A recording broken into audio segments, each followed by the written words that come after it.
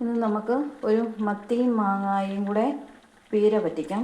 അതിനായിട്ട് നമുക്ക് ആവശ്യമായ എടുക്കാം. മത്തിയും മാങ്ങയും പീര പറ്റിക്കാൻ നമുക്ക് അതിനായിട്ട് കഴുകി വൃത്തിയാക്കിയ മത്തിയിലേക്ക് നമുക്ക് പീര ചേർത്ത് കൊടുക്കാം.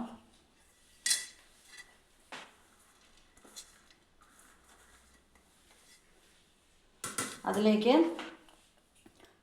മാങ്ങ, പച്ചമുളക്, ഉള്ളി, പുളി ഇതെല്ലാം, ഇഞ്ചി, വെളുത്തുള്ളി എല്ലാം ചേർത്ത് കൊടുക്കാം. അതിലേക്ക് പൊടികൾ ചേർത്ത് കൊടുക്കാം. മഞ്ഞൾപ്പൊടി,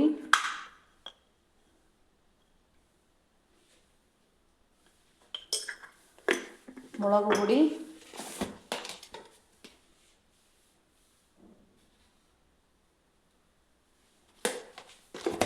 ഇതിലേക്ക് കുറച്ച് വെള്ളം ഒഴിച്ചു കൊടുക്കാം.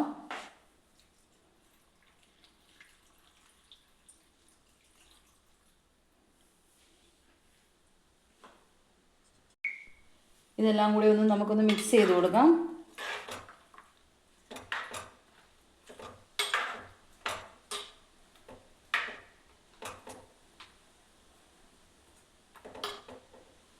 ഇതിലേക്ക് കറിവേപ്പില ഇട്ട് കൊടുക്കാം. ഇനി നമുക്കിത് മൂടി വെച്ച് വേവിക്കാം.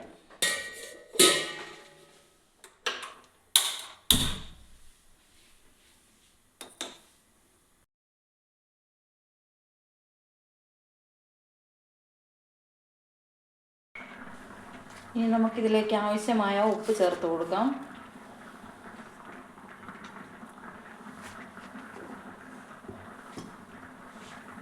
മൂടി വെച്ച് വേവിക്കാം.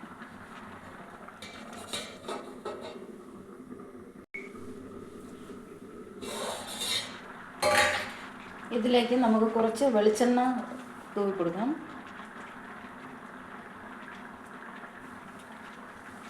അടച്ചു വെക്കാം.